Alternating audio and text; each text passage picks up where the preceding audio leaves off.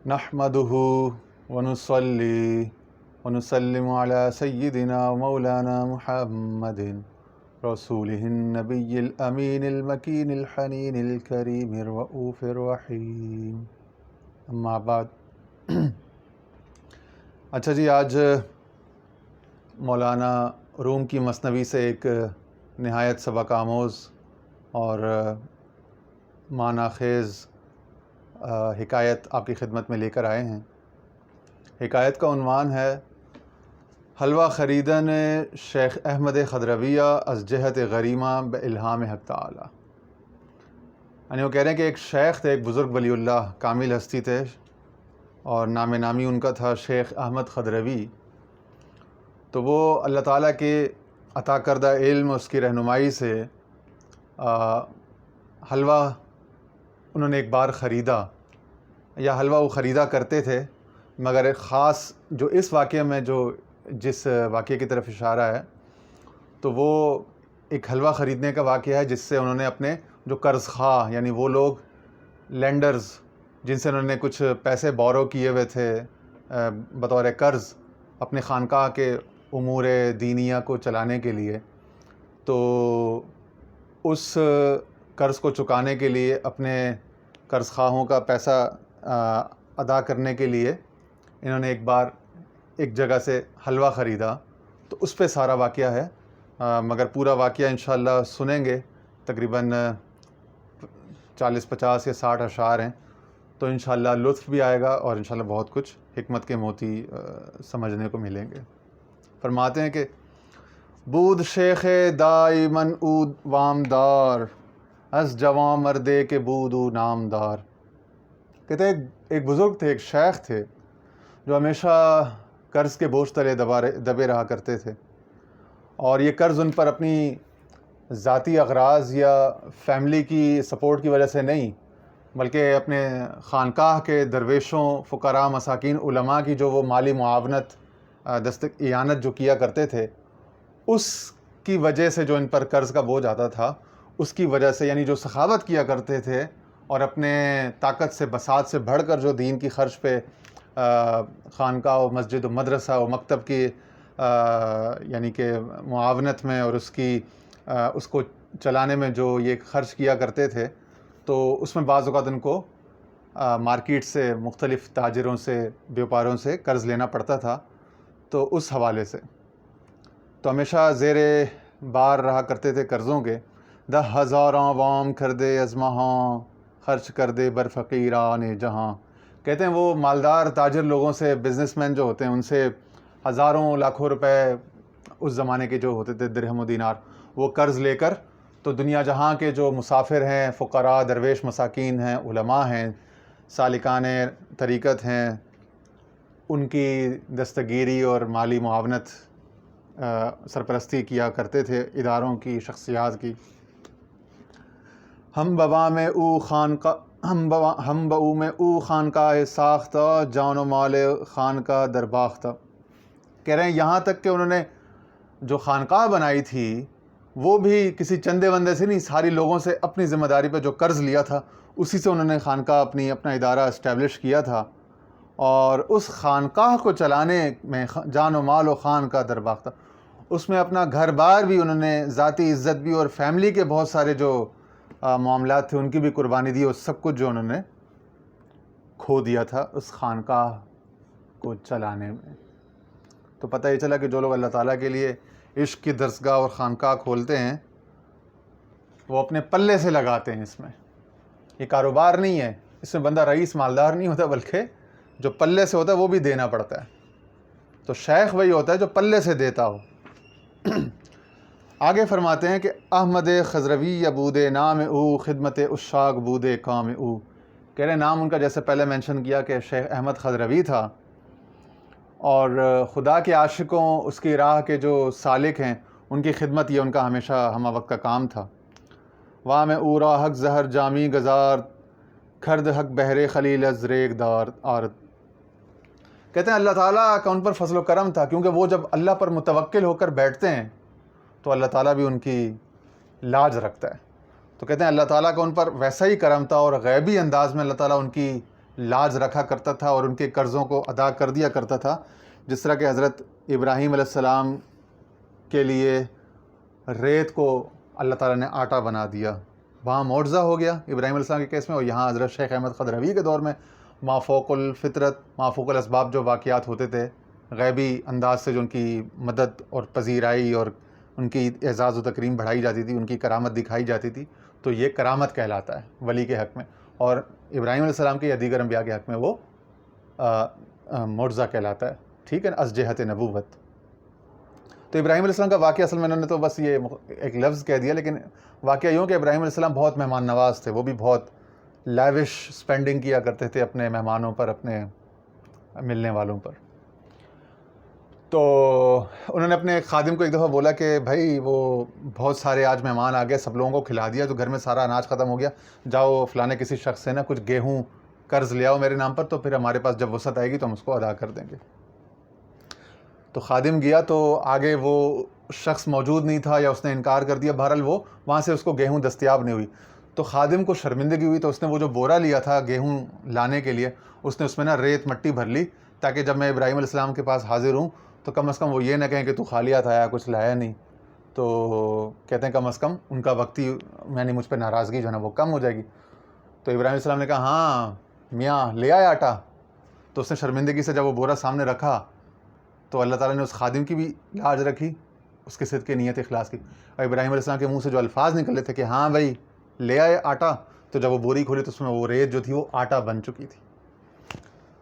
تو سبق یہ ملتا ہے کہ جب اللہ تعالیٰ کا بندہ اللہ کے اوپر توکل کر کے جب اس کا کام کرتا ہے تو اللہ تعالیٰ بھی جو مسبب الاسباب ہے، وہ اس عالم میں جو جاری فزیکل لاز ہیں ان کو آلٹر کر دیتا ہے اپنے ان بندوں کی عزت اور حرمت و تحریم اور اپنا تکریم کی خاطر. گفت پیغمبر کے در بازار ہا، دو فرشتہ می کند از دل دعا، کھے خدا تو منفکارا دہ خلف، وے خدا تو ممسکارا دہ تلف.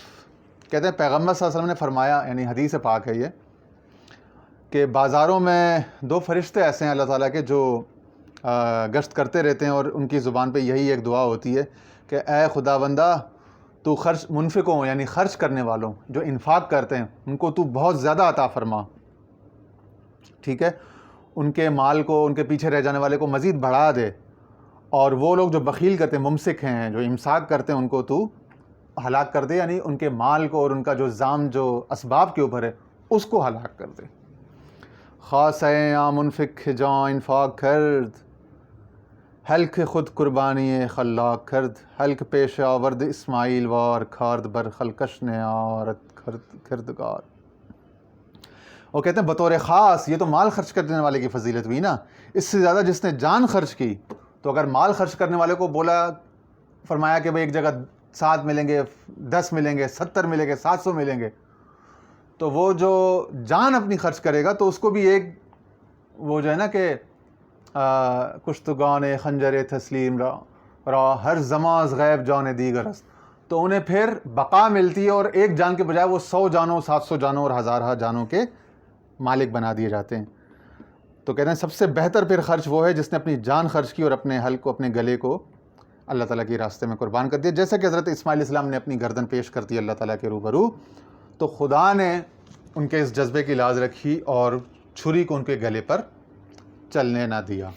پس شہیداں زندہ زیرو یند خوش، تھو بیداں کالب منگر گبرش.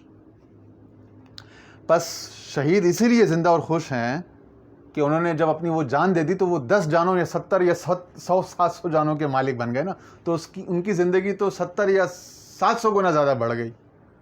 لہٰذا تو بیداں کالب بمنگر گبرش، تو کافروں یا مجوسیوں کی طرح ان کے یہ خاکی پیکر بشری کو ہی نہ دیکھتا رہے کہ بھئی وہ تو ہماری طرح بشر تھے، تو مرنے کے بعد بھی وہ ہماری طرح بشری عوارض ان پر لاحق ہو جائیں گے اور وہ مٹی مل جائے گا. نہیں، وہ کہاں سے مٹی، وہ تو 70 جانوں، 100 جانوں کے یا 700 جانوں کے مالک بن گئے. تو اگر ایک جان والا تر و تازہ ہے، ٹھیک ہے، تو وہ 70 یا 700 جانوں کا مالک، اس کی تازگی کا کیا عالم ہوگا. اور پھر انبیاء کرام جو شہداء سے بھی بلند تر مرتبہ ہے. چون خلف دادست شاں جان بکھا، جان ایمن از غم و رنج و شقا، چونکہ اللہ تعالیٰ نے باقی رہ جانے والی جان جو ہے، یعنی اس فنا کے نتیجے میں، اس پہلی جو جان تھی، اس موت قبول کرنے اور پہلی جان یا نفس جو تھا اس کو قربان کرنے کے نتیجے میں اللہ تعالیٰ نے ان کو جان جاویدان بخش دی. وہ جو کہا نا کہ یا ایھا الذین آمنوا لا تقولوا لمن یقتل فی سبیل اللہ اموات بل احیاء ولکن لا تشعرون.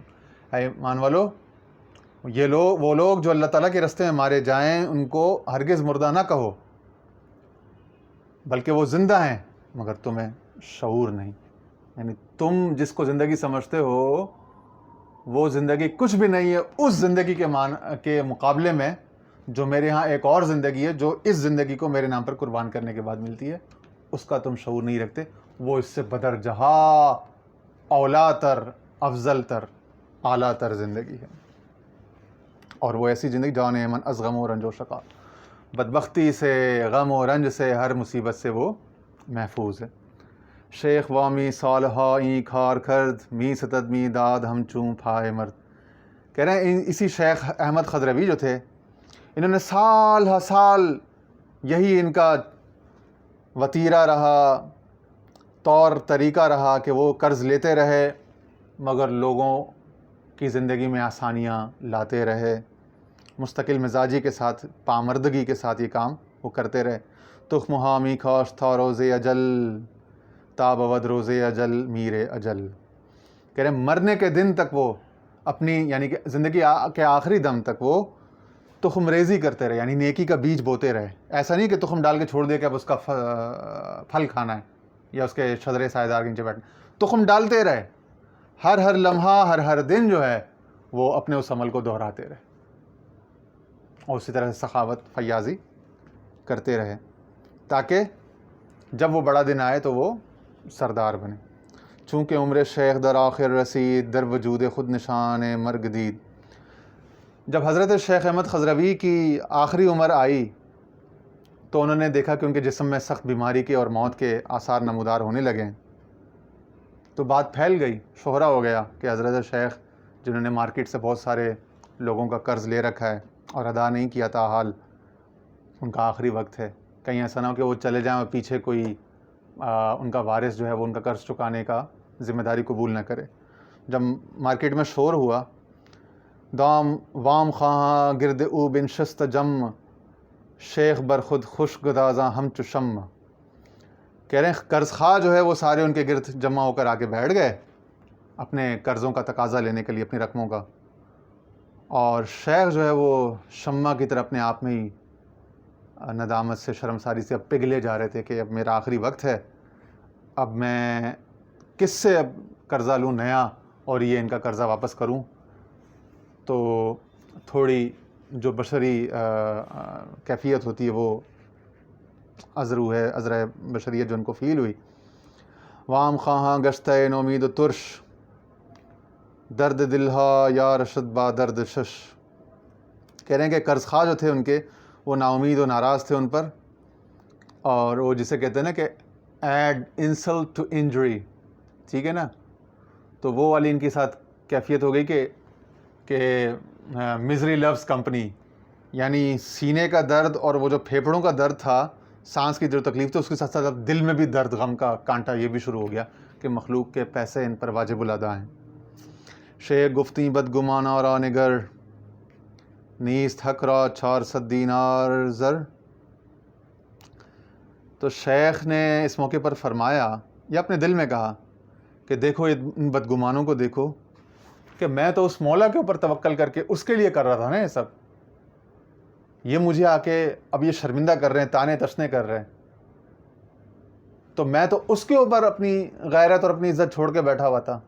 یہ میرے اوپر نہیں، یہ اس کے اوپر بدگمان ہے. جو ہمارے حضرت صاحب فرماتے تھے نا کہ یہ مخلوق تیرے سے میرے سے کیا، یہ مخلوق تو خدا اور اس کے رسول سے ناراض ہے، تیرے سے میرے سے کیا راضی ہوگی.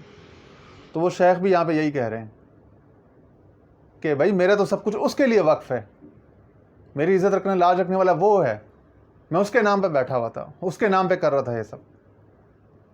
تو ان کو اتنا احساس نہیں ہے کہ انہوں نے جو بھی مجھے دیا تھا تو وہ تو اس کے لیے دیا تھا، اگر میری طاقت ہوگی تو دے دوں گا، اور اگر نہیں ہوگی تو وہ ان کو اس سے بہتر اس کا نعم البدل دے گا. اب یہ میرے اوپر غصہ دکھا رہے ہیں، وہ بالکل آخری وقت میں جب میرے مرنے کا وقت آ گیا ہے، تو بجائے مجھ سے اظہار تعزیت کے اور اظہار اس کے اپنا ہمدردی کے، تو اب مجھ سے یہ کر رہے ہیں کہ مجھ سے پیسے کا میرے اوپر تقاضے کر رہے ہیں اور بوجھ ڈال رہے ہیں. کیا یہ خدا کو اتنا کمزور سمجھتے ہیں کہ وہ ان کو 400 دینار بھی نہیں دے سکتا؟ 400 دینار کا قرض تھا، 400 اشرفی. کود کے حلواز بیروں بانگ زد، لاف حلوہ بر امید بانگ زد. اتنے میں کیا ہوا کہ ایک بچے نے باہر سے آواز لگائی. ایک حلوہ فروش ایک بچہ وہاں پہ نمودار. اب اللہ تعالیٰ کے کام دیکھو کس طرح سے وہ اسباب کے عالم میں کس طرح سے مجھے کہتے ہیں نا گاڈ ایکٹس ان مسٹیریس ویز. اب یہ سب کچھ ہو رہا ہے، ان کے دل پر قیامت ہے، ادھر وہ سب ناراض ہیں، ان کا تقاضا ہے، ٹھیک ہے نا. اور اتنے میں ڈیوائن اسکیم آف تھنگز میں ایک بچہ اپیئر ہوتا ہے، ایک نیا کیریکٹر آتا ہے، ٹرننگ پوائنٹ. اور وہ ہے ایک کوئی کاروباری یا کوئی سیاںہ آدمی بھی نہیں ہے بڑی عمر کا جو فیصلے کر سکتا. ایک بچہ ہے حلوہ فروش، وہ حلوے کی تعریفیں کر رہا ہے کہ بھائی مجھ سے حلوہ لے لو، بہت میٹھا، بہت تازہ، بڑا خستہ حلوہ ہے، باداموں کشمش سے بھرا ہوا. تو وہ اپنے حلوے کی مارکیٹنگ کر رہا ہے بڑے اچھے خوبصورت الفاظ سے، اور حلوہ فروشی کی آواز لگا رہا ہے. شیخ اشارت کرد خادم را بسر، کھے براں جملہ حلوہ را بخر. شیخ نے خادم کو سر کے اشارے سے، چونکہ بات گفتگو یہ کر نہیں سکتے تھے، تو بس انہوں نے سر کا اشارہ کیا کہ یعنی کہ وہ جو آواز لگا رہا ہے بندہ، اس کو اندر لے آؤ اور اس سے سارا حلوہ خرید دو. تو پتہ چلا کہ جو شیخ طریقت ہوتا ہے وہ واضح الفاظ میں بات نہیں کرتا، وہ صرف اشارہ کرتا ہے، اور جو مرید ہوتا ہے وہ اس کے اشارے سے سمجھتا ہے کہ شیخ کیا فرما رہے ہیں اس وقت، شیخ کی منشا کیا ہے، مشیت کیا ہے. در زمان خادم بروں آمد زدر، تاخرت آ جملہ حلوہ زاں پسر.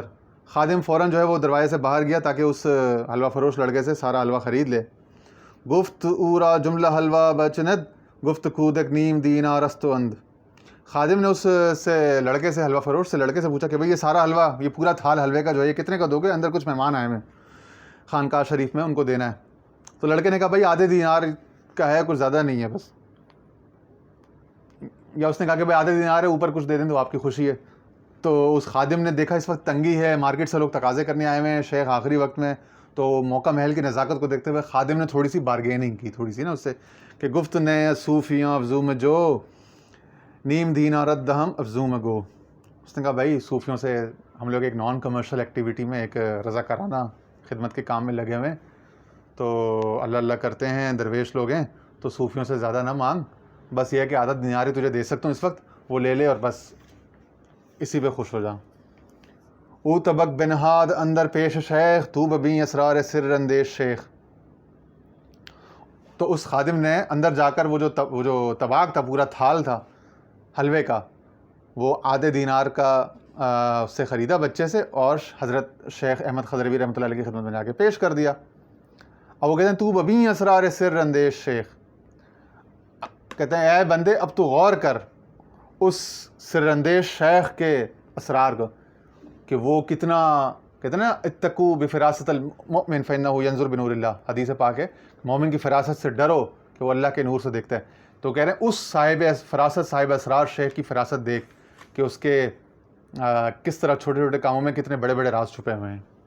کرد اشارت با غریماں کھین وال، نکتبر خوش خریداں این راہ حلال. شیخ نے قرض خواہوں کو، جو سارے بیٹھے ہوئے تھے قرض کا تقاضا کرنے، ان کو اشارہ کیا کہ بھئی یہ عطا ہے، یہ اللہ کی طرف سے تبرک آیا ہے، یہ حلال ہے، یعنی کہ غصب کا مال نہیں ہے یا چوری کا مال نہیں ہے، حلال ہے، تو بس اس کو کھاؤ، تمہارے لیے اللہ نے بھیجا ہے. دیکھ لو آج اس حال میں بھی اللہ نے تمہیں میرے دسترخوان سے خالی نہیں دیا. تو جو فقیر ہوتا، درویش ہوتا، اس کے دسترخوان سے کوئی خالی نہیں جاتا. یہ بھی اس میں ایک بات ہے. بہر فرما جملگی ہلکا زدن، خوش ہمیں خوردند حلوائے چکن. تو حکم کے مطابق سب وہ جو بزنس مین تھے قرض خواہ، ان سب نے ایک ہلکا گول دائرہ بنا لیا اور یہ میٹھے کن جیسے حلوے کو خوب شوق سے کھایا. چوں طبق خالی شداں کودک ستد، گفت دینارم بدے اے پر خیرت. ہاں اچھا، اس وقت اس نے آدھے دینار کی بات کی تھی، لیکن دیا نہیں تھا اس نے خادم نے نا، کیونکہ اس وقت تو کچھ بھی نہیں تھا خانقاہ میں. تو اس نے لے لیا، وہ بھی قرض ہی لے لیا اس بچے سے شیخ کے کہنے پر نا. یعنی شیخ کے حکم میں برکت ہے. تو جب مرید کو اگر نہیں سمجھ میں آ رہا وہ بھی اس کام کو جب شیخ نے کہہ دیا تو اس کی تعمیل کرے, حکم کی تعمیل کر دے. تو نہ شیخ کے پاس اس وقت پیسے ہوتے تو وہ تو ان قرض خواہوں میں سے کسی کو دے دیتے, نہ اس خادم کے پاس تھے. اس بیرس و سر و سامانی کے عالم میں, قسم پرسی کے عالم میں, جب شیخ نے کہا کہ اس سے لے آؤ, اس نے کہا آدھا دینار کا, اس نے کہا بس ٹھیک ہے دے دو آدھا دینار, بس زیادہ نہیں ہے لیکن آدھا دینار دے دیں گے. اندر لے آیا, سب لوگوں نے کھا لیا حکم شیخ کے مطابق. اب پیسے دینے ہیں اس بچے کو, بچہ اندر آ گیا پیسے لینے کے لیے نا. چوں طبق خالی شدہ کودک صدد, جب طبق خالی ہو گیا, وہ تھال خالی ہو گیا حلوے کا, سب لوگوں نے کھا لیا, تو لڑکے نے اس کو واپس اٹھا لیا, اپنے سر پہ رکھا اور بولا کہ اے دانش مند, اے اللہ والو صوفیو, اب میرا وہ دینار میرا رقم دو جو تم سے بات ہوئی. شیخ گفتاز کھجا آرم درم وام دارم میر وم سویم ادم. شیخ نے فرمایا او میرے بچے, میرے لاڈلے, میرے چاند, درم کہاں سے لاؤں اور تجھے کیسے پے کروں؟ یہاں تو 100 مقروض میرے سر پہ ویسے ہی بیٹھے ہوئے, ان کا میں اتنے مہینوں کا نہیں دے سکا, تو تیرا ابھی تو چند لمحوں کا قرض ہے, تیرا کیسے دوں؟ اور اس وقت تو میں دینے کی پوزیشن میں بھی نہیں ہوں, نہ کمانے کی پوزیشن ہوں, نہ کسی اور سے کچھ لینے کی پوزیشن میں ہوں, کسی سے بورو بھی نہیں کر سکتا مزید, کہ اب تو میں راہی عدم ہو چکا ہوں کہ بالکل خدا کی طرف جا رہا ہوں, اب میں تجھے اس حال میں تجھے کیا دوں؟ جب بچے کو پتا چلا کہ یہاں تو کوئی آسرا نہیں ہے, تو کودک از غم زد طبق را بر زمین نالو گریا برآور دو ہنی. لڑکے نے جب یہ سنا کہ ایک ایسے شخص ہے جو قریب المرگ ہے, آخری وقت میں ہے, جان کدن کے لمحے میں, بوڑھا ہے اور بالکل فقیر ہے, مخلوق الحال ہے, اور مارکیٹ سے اتنے لوگوں کا قرض لیا ہوا ہے, اس سے مجھے جو میرا جو پورا حلوے کا پورا تھال تھا وہ سارا یہ لوگ کھا گئے, اور اس سے اب واگزار کرانے کی وصولی کی کوئی امید نہیں ہے. تو بچے نے تھال زور سے زمین میں مار کے توڑ دیا اور رونا چیخنا پٹخ دیا اور رونا چیخنا شروع کر دیا. بانگ می کر دو فغانو ہائے ہائے کائے مرا شکست بود اردو پائے. کہتے کاش میرے دونوں پاؤں ٹوٹ جاتے مگر اس خانقاہ میں نہ آتا, کہ میرا تو بیڑا ہی غرق کر دیا اس نے. کاش کے من گرد گلخن گشت میں بردر ای خانقاہ نگزشت میں, کاش میں بھٹی کے گرد چکر لگاتا رہتا لیکن اس خانقاہ کے دروازے پر نہ آتا. صوفیان تبلیغار لکمجو سگ دلانے ہم چو گربا روشو. کہتے پیٹو صوفی, لکمے ڈھونڈنے والے, پیٹ کے ہیں صاحب بطن, روٹیاں ٹکڑے توڑنے والے, کتوں کا سا دل رکھنے والے اور بلی کی طرح منہ دھونے والے, یعنی بلیوں کی طرح معصوم بنتے ہیں لیکن ہیں بڑے لالچی اور بڑے یعنی کہ ہارملیس بنتے ہیں, بڑے بے ضرر بنتے ہیں لیکن ہیں بڑے ضرر رساں کے, چھوٹے بچوں کا مال کھا لیتے ہیں ناحق, مال ناحق.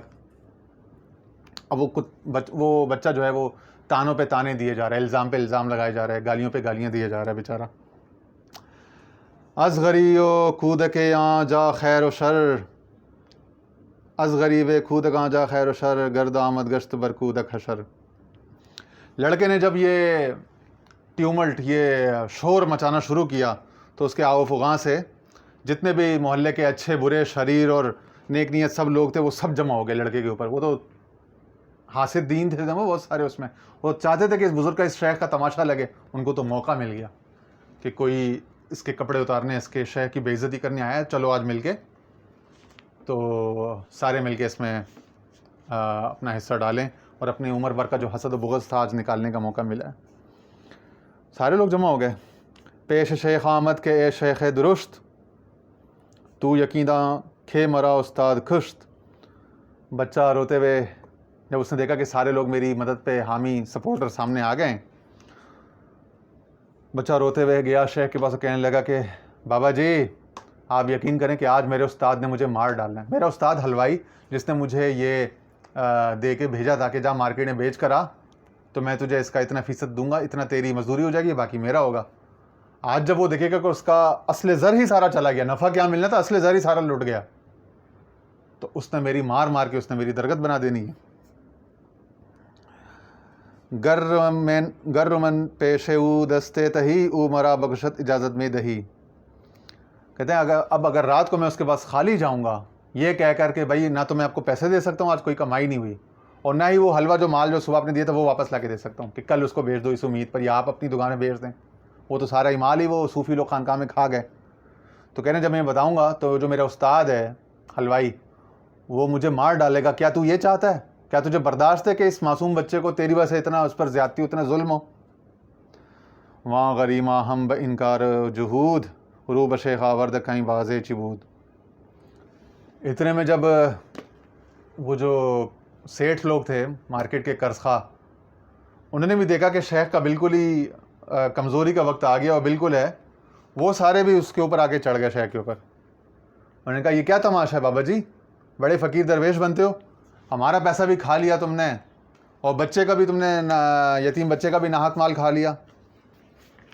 مال ما خوردی مظالم می بری از چبودی ظلم دیگر برسری. کہتے ہیں ہمارا تو مال تو نے کھایا ہی کھایا، یہ جو بچے کے اوپر تو نے ایک بڑا ظلم کیا، یہ کیا ہے؟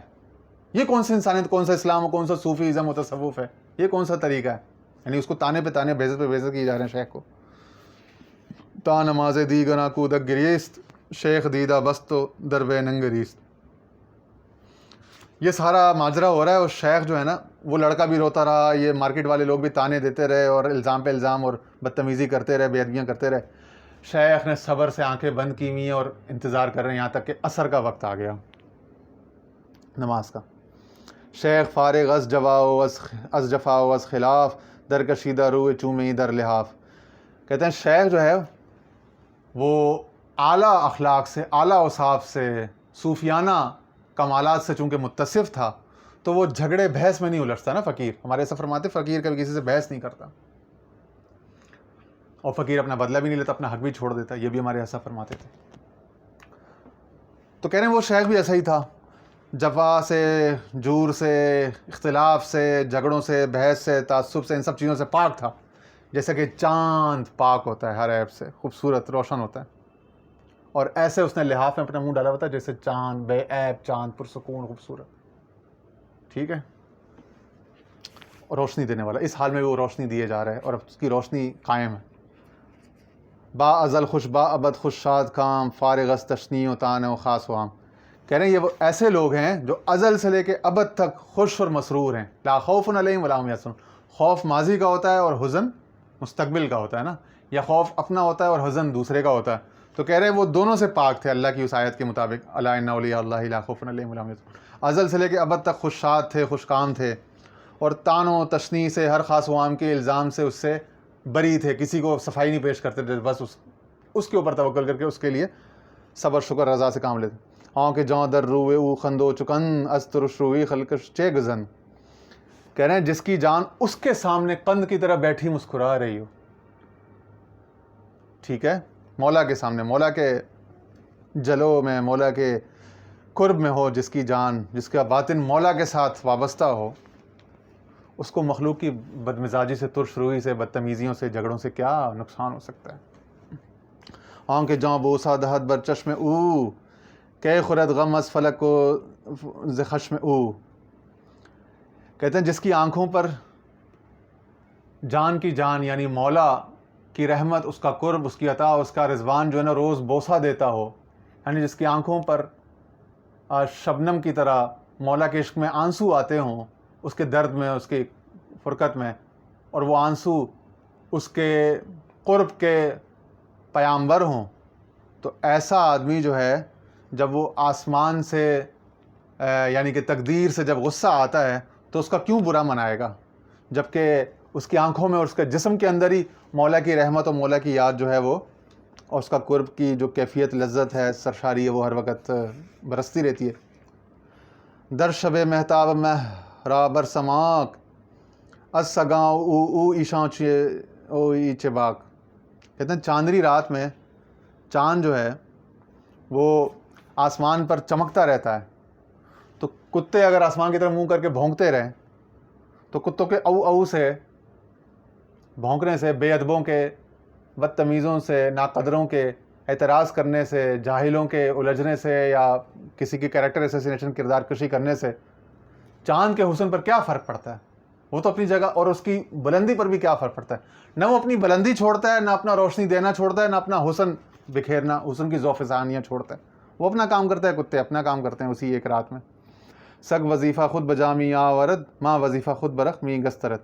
کہہ رہے ہیں کتا اپنا کام کر رہا ہوتا ہے جو اس کا کام ہے بھونکنا، لڑنا. ٹھیک ہے، اور چاند اپنا کام کر رہا ہوتا ہے، روشنی دیتا رہتا ہے. کار کے خود می گزارت ہر کسے آب نہ گزارت صفا بہر خسے. کہتے ہیں ہر شخص اپنے کام میں لگا ہوا ہے. کل فی فلک یسبحون وکل حزب بما لدیہم فرحون.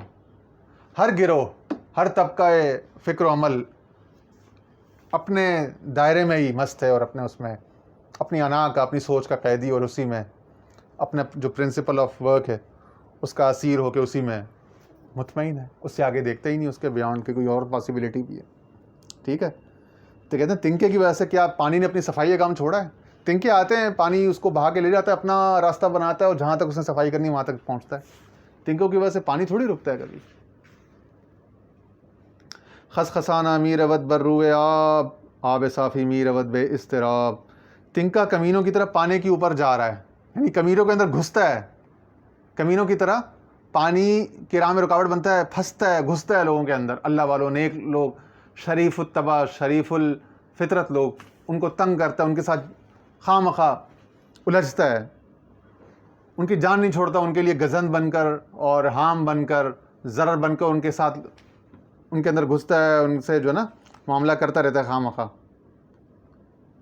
تو مگر کیا ہے، صاف پانی بغیر پریشانی کے بہتا رہتا ہے، وہ ان کو خاطر میں ہی نہیں لاتا. صاف پانی کا بہاؤ متاثر نہیں ہوتا. مصطفیٰ ماہمی شگافت نیم شب، جا جمی خایت ذکینہ بولہب. کہہ رہے ہیں اس کی مثال ایسی جیسے حضرت سرکار دو عالم صلی اللہ علیہ وسلم جو تھے، ان کا کمال یہ تھا، ان کا عالم یہ تھا کہ آدھی رات کو انگلی کے اشارے سے چاند کو دو ٹکڑے کر رہے ہیں، اور ابو لہب اپنی آنکھوں سے دیکھ رہا ہے، مگر نہیں، کینے کے سبب جو ہے وہ بکواس کر رہا ہے، بک بک کر رہا ہے. ہاں مسیحا مرد زندہ می کھنید، وہاں جہود از خشم سبلت می کنت، وہاں یہود از. حضرت عیسیٰ علیہ السلام جو ہے وہ مردے کو زندہ کر رہے ہیں، جو خدا کا کام ہے، اور یہود جو ہیں وہ غصے میں اپنی مونچھوں کو، داڑھیوں کو تاؤ دے رہے ہیں. بانگ سگ ہرگز رسد، بانگ سگ ہرگز رسد در گوش ماہ، خاص ماہ کے بود خاص الہ. کہتے ہیں کتوں کی آواز کبھی کان میں نہیں پہنچی، وہ بہت دور ہے. کتوں کو چاند کو میٹر ہی نہیں کرتا کتے کیا نیچے زمینیں بھونک رہے ہیں، بہت چھوٹے، بہت انسگنیفیکنٹ چیز ہے اس کے لیے. تو اسی طرح وہ جو خاص اللہ کا چاند ہے، یعنی اللہ کا دوست ہے، اس کو کیا فرق پڑے گا مخالفین کی اختلاف سے، ان کی بک بک سے. میں خورج شہ بر لہب جوتا سحر، در سماز بانگ چغراں بے خبر.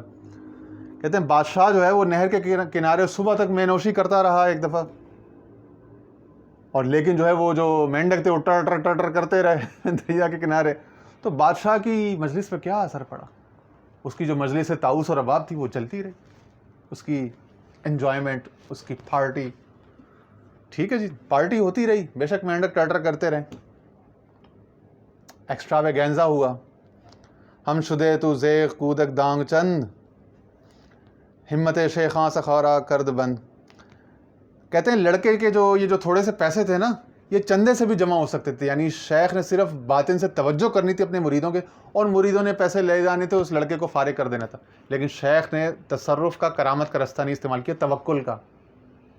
تو پتہ یہ چلا کہ جو اللہ کے دوست ہوتے ہیں وہ اس طرح کے معاملات میں اپنی عزت کے لیے کبھی بھی تصرف کا، روحانیت کا استعمال نہیں کرتے، اس کے اوپر چھوڑے رکھتے ہیں.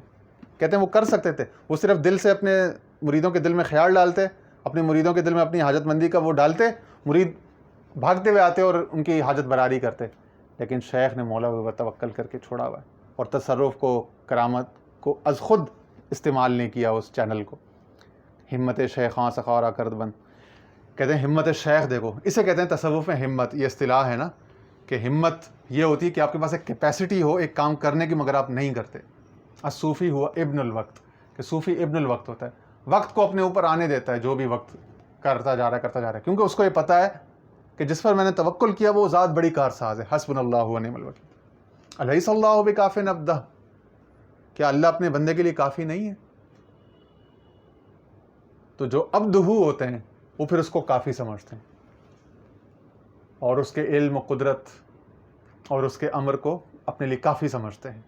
تو اپنی ظاہری عزت کے اونچے نیچے ہونے سے، ظاہری ساکھ کے متاثر ہونے سے وہ اپنے فوراً اپنی ساکھ کو بچانے اور اپنی عزت کو بچانے اور اپنی نیک نامی کا تحفظ کرنے نہیں آتے، اس کے دفاع کی جنگ لڑنے نہیں آتی، اپنی انا کی، اپنے نیک نامی کی. اس کے اوپر صبر کر کے، توکل کر کے بیٹھے رہتے ہیں. ٹھیک ہے، ورنہ کہتے ہیں وہ باطنی توجہ سے سخاوت کا دریا اپنے مریدوں کے دلوں میں موڑزن کر سکتے تھے، نہیں کیا انہوں نے، تصرف کو نہیں استعمال کیا. توقع سے ندہت بکودک ہے چیز قوت پیراں عظیم بے شست نیز، تاکہ کہیں ایسا نہ ہو کہ کوئی شخص اس لڑکے کو کچھ نہ دے پھر، اور پھر ہر کوئی عالم اسباب کو قطع کر دے، پھر ہر کوئی یہ بولے گا یار ہمارے پیر صاحب بڑے صاحب کرامت ہیں، صاحب تصرف ہیں، ہم بچوں سے مال کھاتے رہیں گے ہیں، اور شیخ صاحب کے پاس جائیں گے، ان سے دعا کرائیں گے یا ان کو بولیں گے اپنے تصرف سے، تو کہیں نہ کہیں سے ہیلپ آتی رہے گی اور ہمارے لائبلٹیز ادا ہوتی رہیں گی. تو لوگ تو تماشا ہی بنا لیں گے نا. لوگوں کو تو چاہیے، لوگ تو یا تو معاش سے بھاگتے ہیں یا محنت سے بھاگتے ہیں یا پھر چاہتے ہیں کہ اپنا ووٹ دوسروں پہ ڈالیں. تو لوگوں کا تو کام یہی ہے کہ ان کو مفت خوری کی عادت جلدی پڑ جاتی ہے. تو کہیں ایسا نہ ہو کہ لوگوں کی عادت بگڑ جائے نا اور زمانے کا بیلنس خراب ہو جائے، جو معاش کی جو محنت کی جتنی وہ ندیاں رواں ہیں ان میں کوئی توقف نہ آ جائے. تو اس سلسلے کو، شریعت کے نظام کو اور وہ جو فزیکل لاز کا جو ہے وہ اپنی جگہ قائم رہے، اس میں بگاڑ نہ آئے اور کوئی اپنے شیخ سے کوئی خوشگمان نہ ہو، غلط فہم نہ ہو، غلط فہمی میں مبتلا نہ ہو جائے نا اپنے بزرگ کی کرامت کو دیکھ کر. تو اسی لیے وہ شیخ لوگ اپنی کرامت کو چھپاتے ہیں، اپنا حال چھپاتے ہیں. شد نماز دیگر آمد خادم یک بر قبض پیش ہاتھ میں. عصر کی نماز ختم ہوئی تو ایک خادم آیا، دوسرا ایک شخص آیا اور ایک طباق ہاتھوں پر دھرے کسی سخی کے پاس سے لے کر آیا. اب ایک دوسرا تھال آ رہا ہے، وہ تھال حلوے کا تھا، وہ ختم ہو گیا، جس کے بعد اتنا یہ سارا فس کریٹ ہوا، اتنی ساری سچویشن کریٹ ہوئی. اب ایک دوسرا شخص کسی دوسری جگہ سے اس کے دل میں آیا اور اس نے کچھ بھیجا. اب وہ سنیں. صاحب مالے و حالے پیش پیر ہدیہ بفرستاد قذب بد خبیر. کہ ایک صاحب مال اور صاحب حال تھا. ایک مرید ایسا تھا جس کے پاس مال بھی تھا اور حال بھی تھا، کہ اسے اپنے پیر کی حالت کی خبر تھی اور اپنے پیر کی حالت کا احساس و ادراک تھا، اور اپنے خانقاہ کے خرچوں کا، اپنی خانقاہ کے عزت رکھنے کا اس کو پاس تھا اور اس کا لاز رکھنے کا اس کا اندر جذبہ تھا. اس نے وہاں سے ایک ہدیہ بھیج دیا. اس کو پتا تھا میرے پیر صاحب ہر وقت خدمت میں رہتے ہیں، ہر وقت لوگوں کی خدمت کرتے رہتے، مہمان نوازی کرتے ہیں. تو اس نے وہاں سے کچھ ایک طباق جو ہے نا ہدیہ تحفہ ہبا کر کے بھیج دیا. 400 دینار برکو اوشا طبق نیم دینار دیگر اندر ورق.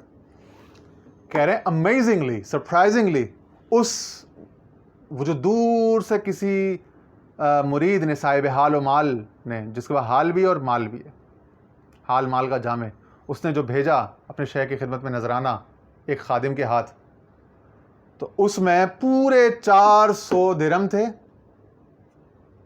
اور آدھا درہم مزید اس بچے کے لیے. یعنی 400 ہی سمجھ لیں، جیسے آج کل جیسے 4 لاکھ روپے کسی کے اوپر یا 40 لاکھ روپے یا 4 کروڑ روپے قرضہ ہے، اور پھر کسی کا 500 یا 1000 روپے کسی بچے کے حلوے کا قرضہ آ گیا. تو جتنا رقم ہے نا اتنی ہی رقم تھی اس میں، 400 دینار تھے پلس آدھا درہم مزید. خادم آمد شیخ را اکرام کرد وہاں طبق بنہاد پیش شیخ فرد. خادم آیا، اس نے شیخ کی تعظیم کی، یعنی دست بوسی، قدم بوسی کی، اور وہ جو طبق تھا جس میں 400 اور آدھا درہم دینار تھا اس کو اپنے اس یگانہ روزگار شیخ کے سامنے لا کے رکھ دیا.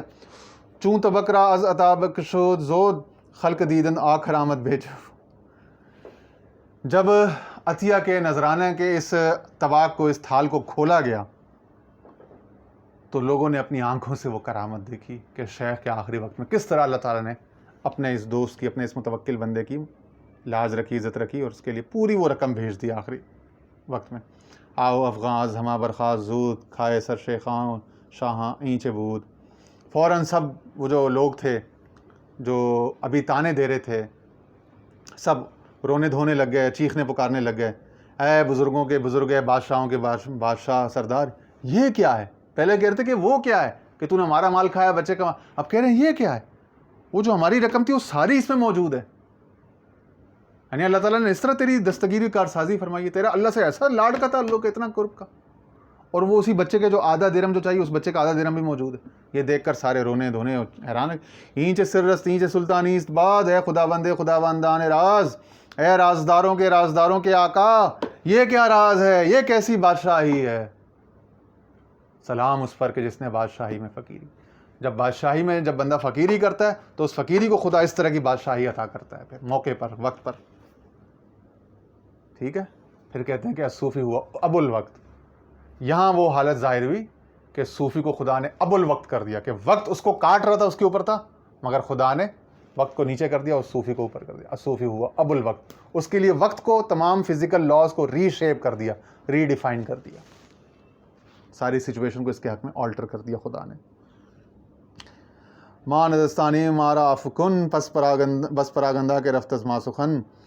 تو ان سب لوگوں نے بیک زبان ہو کے کہا بھائی ہم سے غلطی ہو گئی, ہم سے گستاخی ہو گئی, ہمیں معاف کر دیجئے, اور جو جتنی بیہودہ لغو باتیں ہم نے کی تھیں وہ ہماری نا سمجھی کا سبب تھی, ہمیں معاف کر دیجئے. ماں کے کورانا سا حامی زنیم لا جرم کندیل ہارا بشکی نیم. ہم جو اندھا دھند جو ہے نا وہ لاٹھی گھماتے ہیں اندھوں کی طرح, تو ہم تو کندیلیں توڑ دیتے ہیں, یعنی روشنی کے میناروں کو ہم توڑ دیتے ہیں جب ہم اندھا دھند بیوقوفوں کی طرح لاٹھی گھماتے ہیں. اور یہ علم ظاہر والوں کی طرف بھی اشارہ ہے کہ جب وہ کسی درویش سے مٹ بھیڑ کرتے ہیں وہ بھی اسی طرح کرتے ہیں, فتوے لگاتے ہیں, وہ کرتے ہیں, کسی کام کی حکمت کو نہیں سمجھتے. آگے یہی بات آ رہی ہے, کہتے ہیں ماں چوکرا ناشنیدہ یا خطاب ہر گویا اس قیاس سے خود جواب. کہتے ہیں ہم بہروں کی طرح ہیں کہ کوئی بات ہم نے سنی تو ہے نہیں, اور اپنے اندازے سے خواہ مخواہ اٹکل پچو کرتے ہیں, خواہ مخواہ اپنے قیاس سے الٹے سیدھے بیہودہ جواب از خود من گڑت جو ہے نا وہ دیتے ہیں, اپنے اندازے لگاتے ہیں کہ ایسا رہیاں. ماں موسیٰ پند نگرفتم کہ او گشت از انکار خضر زرد رو. کہتے ہیں ہم نے حضرت موسیٰ علیہ السلام کے اس واقعے سے نصیحت نہیں حاصل کی جب وہ حضرت خضر علیہ السلام کے اوپر سوال کرتے ہیں, اور اس کے بعد جب خضر علیہ السلام اس کی باطنی حکمتیں بتاتے ہیں تو ان کو پتہ چلتا ہے کہ بھائی یہ بھی ایک پہلو ہے دیکھنے کا. باچنا چشمے کے بالا می شتافت نور چشمش آسماں رامی شگافت. ایسی آنکھوں کے ذریعے جو عالم بالا کی طرف جاتی تھیں, ان کی آنکھوں کا نور آسمان کو چاک کرتا تھا. اے موسیٰ کرد با چشمت تعصب منہ سے از حماقت چشم منہ سے آسیا. اے موسیٰ یعنی اے ہمارے سچویشن میں مثل موسیٰ کے, یعنی اے شیخ خضرویہ رحمۃ اللہ علیہ, تیری آنکھوں کے ساتھ ہم نے کیسا تعصب برتا ہے حماقت کی وجہ سے. ہم تو ایسے ہیں جیسے کنویں کا مینڈک یا چکی کا چوہا, وہ پانی کی جو پنچکی ہوتی ہے نا اس کے اندر چوہا ہوتا ہے, یعنی ہم تو یعنی کہ ہماری آنکھ کیا ہے جیسے چکی کا چوہا, کہ وہ اس کو چکی کے سوا کچھ دکھتا ہی نہیں ہے. شیخ فرمودہ ہما انکار و قال من بحل کردم شمارا آں جدال. شیخ نے فرمایا کہ بھائی یہ سب انکار اور یہ ساری گفتگو جو تھی نا, اور جو بھی لڑائی جھگڑا ہو, جو بحث و اعتراض ہو, گالم گلوچ ہو تم نے مجھ پہ کیا, وہ سارا میں نے معاف کر دیا. سر آئیں بود خز حق خواستم لا جرم بن مود راہ راستم.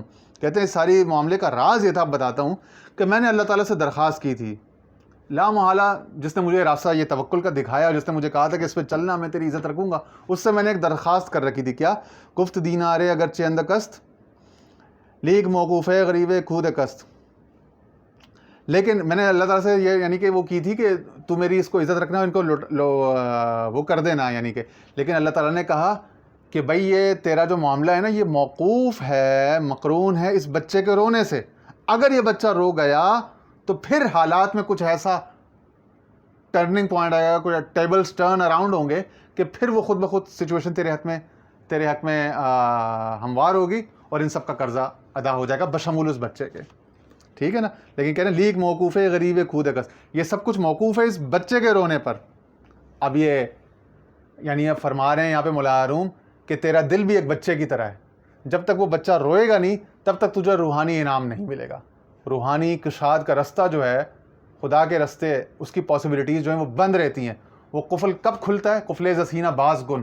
وہ قفل زسینہ باز کن تب ہوگا جب بچہ روئے گا, یعنی تیرے دل کا بچہ روئے گا. ٹھیک ہے. تو تان اگرید کود کے حلوہ فروش بہر بخشش در نمی آیت بجوش. جب تک حلوہ فروش کا لڑکا روئے گا نہیں, بخشش کا دریا جوش میں نہیں آئے گا. اے برادر طفل چشم تست کام خود موقوف زاریندان خست. کہتے ہیں اسی طرح اے میرے بھائی, اے میرے برادر طریقت, مولا روم کہہ رہے ہیں یہاں پہ بچہ وہ کہہ رہے ہیں تیری آنکھ ہے, پہلے اپنے مقصد کو رونے پر موقوف تھا. یعنی کہہ رہے ہیں تیرا جو مقصود ہے طریقت میں, سلوک میں, معرفت حقیقت میں, وہ ڈیپینڈنٹ ہے تیری آنکھ پر. تیری آنکھ وہ بچہ ہے کہ جب یہ روئے گی, یہ گریہ و زاریہ فریاد کرے گی, تو وہ نئی راہیں کھلیں گی تیرے اوپر, وہ نئے عقدے واہ ہوں گے, وہ نئے اشکالات حل ہوں گے, وہ نوٹس, وہ گرہیں, وہ گانٹھیں کھلیں گی, کہ جسے کہا نا وہ واحلل عقدۃ من لسانی, وہ تیرے دل کی بھی کھلیں گی, وہ تیرے دماغ کی بھی کھلیں گی, تیرے ذوق کی بھی کھلیں گی, تیری حکمت کی بھی کھلیں گی, تیری بصیرت کی بھی کھلیں گی, تیرے بیان اور زبان کی بھی کھلیں گی. ٹھیک ہے. تو کام خود موقوف زاری یہ دلست بے تضرع کامیابی مشکل است. لہٰذا آپ سمجھ لے کہ سارا کام جو ہے موقوف ہے تیرے دل کی زاری پر، تیرے دل کے نرم ہونے پر. ٹھیک ہے نا. چون خدا خواہد کہ ما یاری کنید میل مارا جانب زاری کنید. جب خدا چاہتا ہے کسی کو اپنا دوست بنائے، اپنی یاری کی اس میں لے، تو اس کے دل میں گریہ و زاری پیدا فرما دیتا ہے. وہی یہاں پہ فرما رہے ہیں کہ اپنا جو تیرا مقصد ہے نا وہ تیرے رونے پر موقوف ہے، تیرے دل کے رونے پر. اور بے تضرع کامیابی مشکل است. یاد رکھنا کہ بغیر تضرع کے آہوزاری کی کامیابی مشکل ہے. جب تک تیرا دل لجاجت والا، رقاقت نہیں ہوگا، نہیں ہوگا، رقیق القلب نہیں ہوگا، تو تیری طبیعت میں رقت نہیں ہوگا، درد فرقت، غم فراق، غم عشق نہیں ہوگا، رونے والی آنکھ نہیں ہوگی، تب تک تجھے مقصود میں کامیابی نہیں ملے گی. گر ہمیں خواہی کہ مشکل حل شود خار محرومی بگل مبدل شود. اگر تو چاہتا ہے کہ مشکل حل ہو جائے، محرومی کا کانٹا پھولوں میں بدل جائے، گر ہمیں خواہی کہ آنکھ خلط رسد پس بگریاں طفل دیدہ برجسد.